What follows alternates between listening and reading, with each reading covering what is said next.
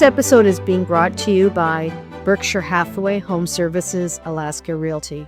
Whether you're investing in residential, buying or selling commercial properties anywhere in the state of Alaska, we're here to assist. To reach us, you can contact me at lottie@lottiemichael.com or my cell phone, 907-242-7603. And for comments or questions about residential properties, reach out to Connie Yoshimura at 907-229-2703, 229-2703.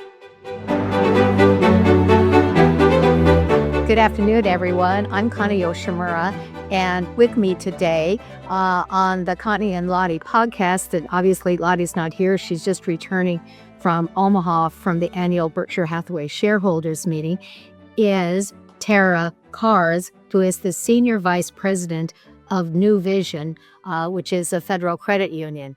So welcome. Thank you so much. I'm so happy to be here. So tell me about what New Vision is as opposed to, say, another lender. Well, New Vision is a credit union.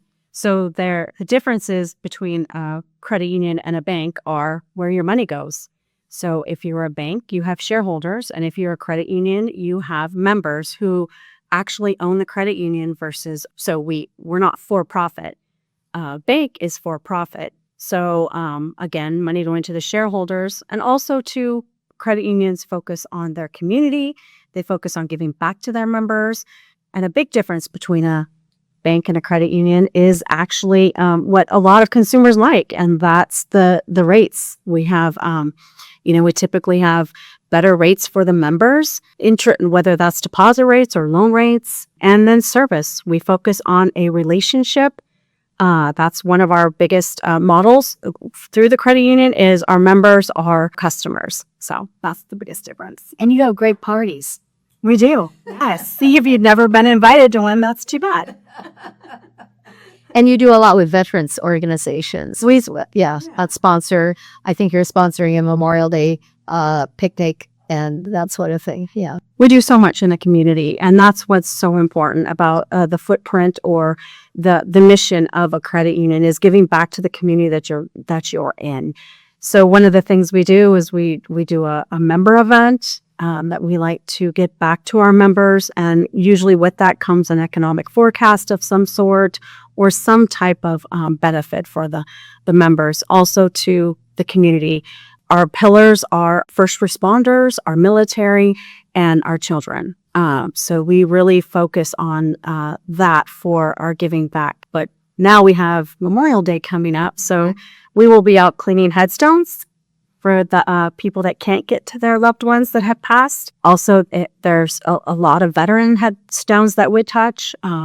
We'll be at Post 1, the John Henry Post, serving meals for the veterans as well on Memorial Day. So it's a big event for us. We have our team members love it. They just love it. And you think on a long holiday, they'd want to get out and do things and stuff, but this is what they love. And that's what makes the credit union great. Well, I really appreciate that. But what is your position at the credit union? What is it that you do now? Okay. Yeah. I'm the Senior Vice President of Mortgage Lending. So I also am in commercial. I work with the commercial team as well. So I get to touch both those aspects of the credit union. But my primary role is overseeing the mortgage division. And currently, New Vision's mortgage portfolio is over $1 billion. It's quite substantial, and we're very proud of it. And that's one of our largest segments. And so that's what I do. I oversee that team. All right. And you are in Anchorage, correct? I am. Right. But you do travel. Your headquarters, New Vision's headquarters is in California? Yep, that's correct. Yep. We have teams in California, Arizona, Washington, Alaska, Wyoming. We have a number of financial institutions, our actual institutions, brick and mortar, in a lot of different areas. But our two primary lending areas are Alaska and California. So let's talk about mortgage rates. The Fed is changing. Does the Fed rate have anything to do with mortgage rates? Yes, it all plays into that, right? And a lot of it's consumer perception.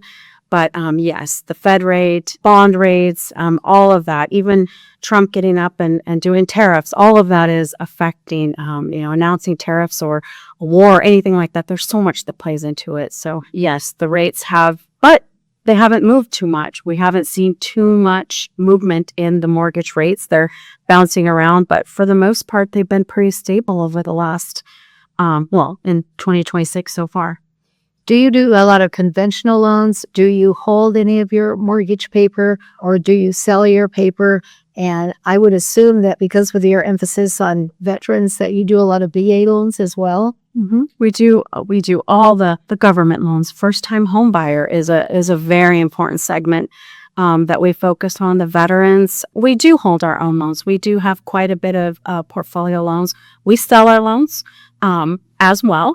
So we do a little bit of mixture, but having a portfolio, the ability to portfolio a mortgage loan is one of the things that sets us apart because there's flexibilities. We can follow the guidelines of Fannie and Freddie, but we also have flexibility within our own underwriting guidelines and different things like that that allow us to look at loans and analyze the credit deeper, find compensating factors, and make exceptions and put those in our portfolio that is aligned with our risk tolerance. And that's one of the things that we do that is just, it's about our members. So it's about serving our members, and not every member is the same. And so when you have that flexibility, you could serve a bigger footprint. Could you say what do you expect rates to do, mortgage rates to do? Can you look at your crystal ball and test what you think's going to happen here? Well, I can tell you what we're positioning. We're for New Vision. We're in a growth model. We want to grow. So we do anticipate we're looking towards retaining our portfolio. We think that there's refinance opportunity out there, and we're protecting what we have. So with the rates being, flat, let's just stay flat. I think that like the market. Yeah, like the market. Right. We expect the rates not to do anything traumatic this year. So it's about taking care of the members that we have, the portfolio we have, and also growing. But part of growth is not losing what you have, because that's every loan you lose, you have to make two more. And so really our model is just to protect what we have and then go out there and serve and grow where we can. It's harder. It's super competitive. There's so much competition out there. And we really have to work hard and put our money where our mouth is and have good, strong relationships with our members to be able to give them the service that they need. And that's what's great about the credit union model, is that it's about our members and it's about good service and understanding what they're doing. You said something that I've had a conversation with an attorney that I've worked with for the past 30 years in HOA and condo development and all that sort of thing. And we both agreed work is harder now. It's definitely harder. Yeah. Why is it? Is it just the underlying rumblings of society and war and, people sort of being uncomfortable? I don't know what it is, but it's harder. Mm-hmm. Every deal is harder than it was, say, even 6 months ago or a year ago. It's harder, right? That is a conversation we have a lot at the credit union. It is, the competition is harder, but what it is I think, just think about, if you break it down, if you unpack it and you think about yourself, if you're going to go out there and get a mortgage loan, the first place you're going to go is to the internet, and you're going to go to ChatGPT, you're going to go to Cope, whatever your AI, platform is, you're going to go there and you're going to ask it, who has the best rates, or whatever it is that you're looking for. If I'm looking for a jumbo loan or a first-time home buyer, that's where you're going. And it's going to give you a ton of information, probably that you didn't even ask for, that just made you more educated. So in a lot of ways, our member base, our customer base is getting smarter. Things are getting faster. And if you're not keeping up and you're not, one step ahead of what your consumers or your members need, then you're going to miss the mark. And it's getting harder to stay up on all of that because it's moving so fast. And AI is so smart, and it's making our people and society smart. So we appreciate that as consumers, as ourselves, because it's super It's nice to be able to be more efficient and have somebody, compact things for me. When I say somebody, I say AI, but it's also making our business harder, and it's making the competition tougher. And we talk about that a lot in the credit union. How do we stay competitive, stay relevant in our markets? And it's not just about the rate anymore. It really is not. It's about, providing the Relationships. It's about relationships. it's also about the digital aspect. If you think about who we're serving right now, we're serving 2 generations away from where you and I are. Right. And this generation wants it now. They want a lot of tech. They want it at their fingertips. They don't want to come in and talk to you in person. As a matter of fact, they'd rather buy cars that they can buy on the internet, and they want cars that drive for them. So this is the generation that we're dealing with, or not we're dealing with. This is what this is where we are today. So it changes our business models. Right. So I can see where I just made a mistake because I was contacted by an old client. And after a couple of texts and emails, I invited them to come to the office, and I never heard back from them. Now they'll text me, it's a forgivable mistake, right? But they're a couple of decades younger than I am, and they don't ever want to come to the office. No. They'll go eat sushi with me, right? Yeah. But they don't want to come to the office. That's really very interesting. I appreciate you sharing that. That's a lesson I just learned. We want to take a quick moment to thank Berkshire Hathaway Home Services Alaska Realty for supporting this episode. One of the things we appreciate about our team is that our agents do far more than open a door. We help clients understand neighborhoods, evaluate investment opportunities, navigate commercial leases, prepare homes for sale, and make smart long-term real estate decisions. Whether you're a first-time home buyer or a growing business looking for office space, or a national or international Fortune 500 company exploring opportunities in Alaska, we're here to facilitate and help you. Visit Berkshire Hathaway Home Services AlaskaRealty.com to connect with Lottie Michael at 907-242-7603 or Connie Yoshimura at 907-229-2703. So you do dabble a little bit in commercial. What do you think about the economy here in Alaska? And I remember years ago you told me you were never going to the valley, and now you have a big, beautiful building out there in the valley, right? We do. Yes, we do. And, well, I don't know. Did I say never? Pretty close. Pretty close. Jeez. I definitely have a different perspective now. Right, exactly. Yeah, it is. Definitely. The valley is a great community, and to live and to, we've seen a lot of our population go out there, and there's so much opportunity out there, the growth and stuff. So yes, opportunity. We see the valley it's given us the ability to serve our members through our branch. Now, if you go into our branch out there, we have newer systems out there. The branch is beautiful. Mm-hmm. We have machines that do a lot of that. It serves the part of the community that wants to do everything digital, or you have the option to talk to somebody if you don't want that. And so that branch is one of our branches that we're very proud of. It's busy, and it's allowed us to be part of that community as well, which has been really, really great. But yeah, we're in the valley. We have a whole team out there, great team out there. Our team, as far as commercial, if you want to talk about commercial or mortgage, we have a presence, and yeah, we're ready to serve our members' needs. And it's about the relationships. Our members who are relationships told us we needed to be there, and we went. Well, and we had always been there because we had that branch in cars. Right, in the cars grocery store, right. Yeah, but that was kind of the extent. We didn't have any growth capacity in that area. Mm-hmm. But once we merged, we took on the opportunity to be able to grow. So the city of Wasilla recently had a presentation, and they handed out a lot of information. And basically, one of the things that I remember, because I'm in residential, is they've had 250 new single-family building permits in the last 6 months. Wow. Yes. Yeah. And those building permits transfer into houses that transfer into mortgages, right? And so I don't know. They count here in Anchorage, the municipality, they count housing units. And so they're now combining what I think are apartments as well as single family. Yeah. So, but I can tell you as far as single family is concerned, we're nowhere near that number.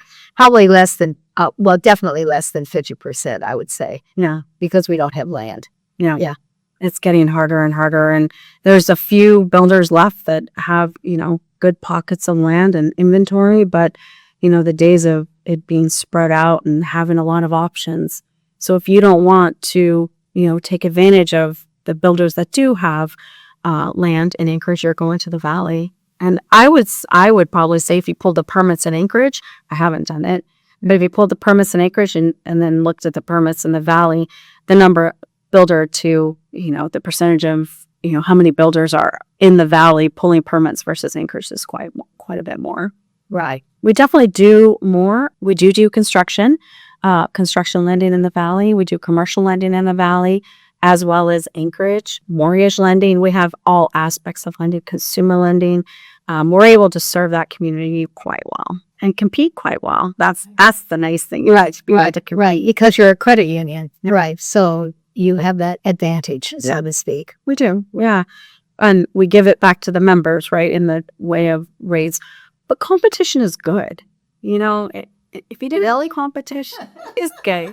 Okay. I'd rather have a monopoly. I'm sure. Yeah. I mean, it just it makes things harder, but it keeps it's if we didn't have competition, then I don't know that I think the scales would be they would just be so tipped to not the consumer's advantage. I think that's right. Yeah, I think that's right. So as much it keeps us on our toes too, right. As much as we don't like it. So, what about Anchorage? What do you think about Anchorage as a community? As a community, mm-hmm.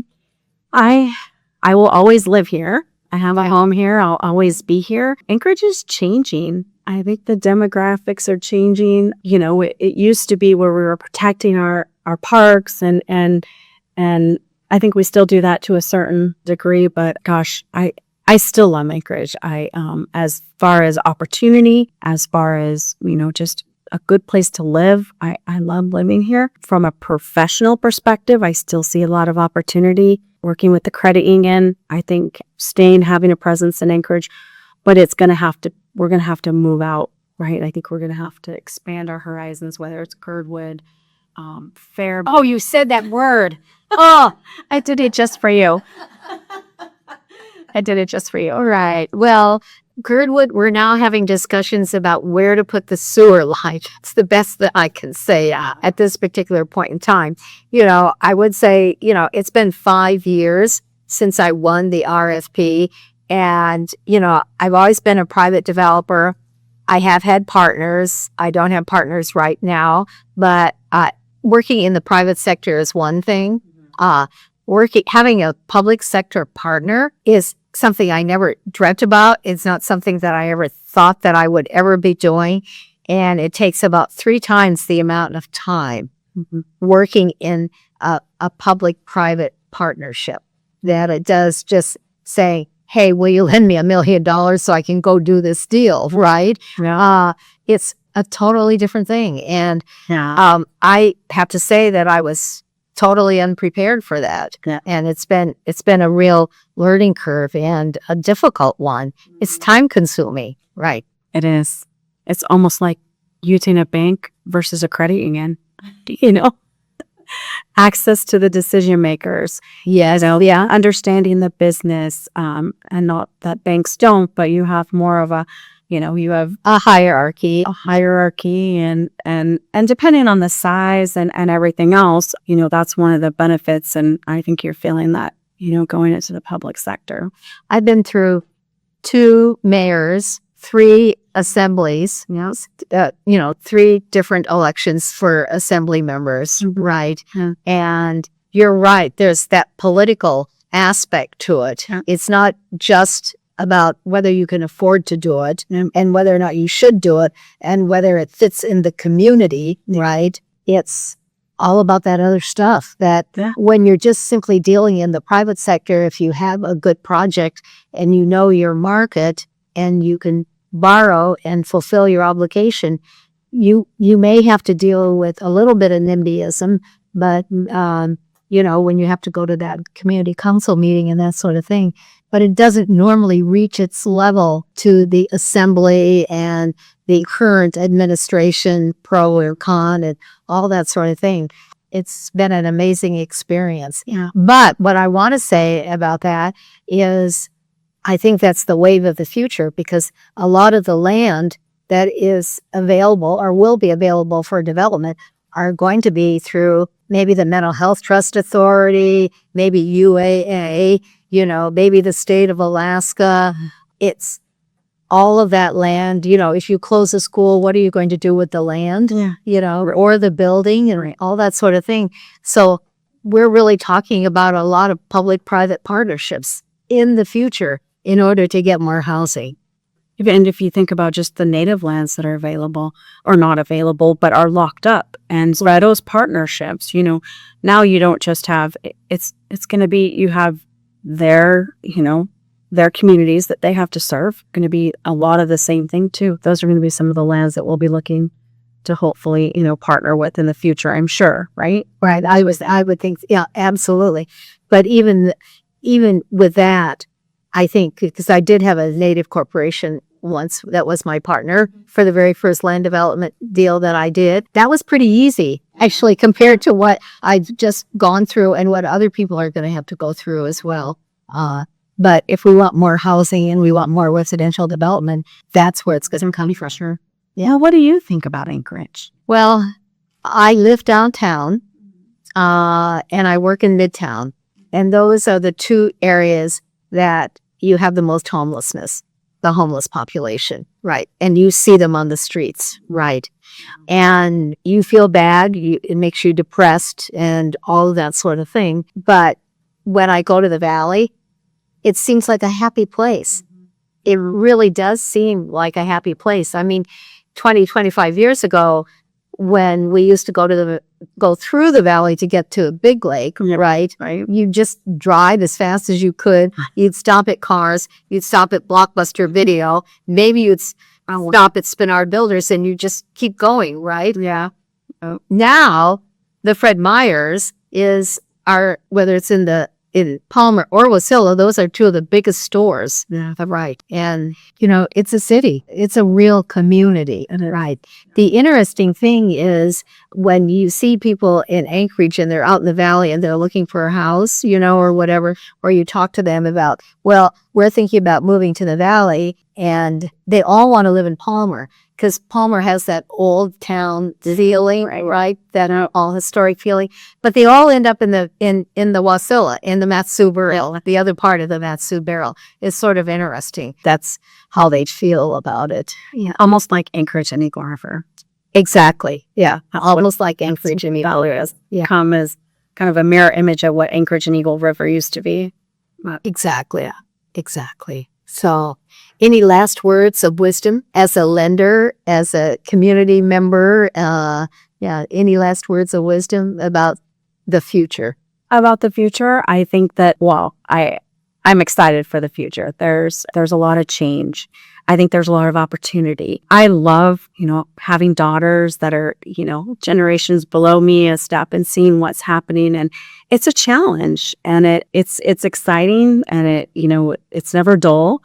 New Vision itself as a credit union, as a member of the community, has been a wonderful financial institution to work for, to be a part of. One of the things that I've always loved about being in Anchorage and this job that I have is being a part of the community and watching it grow. Okay.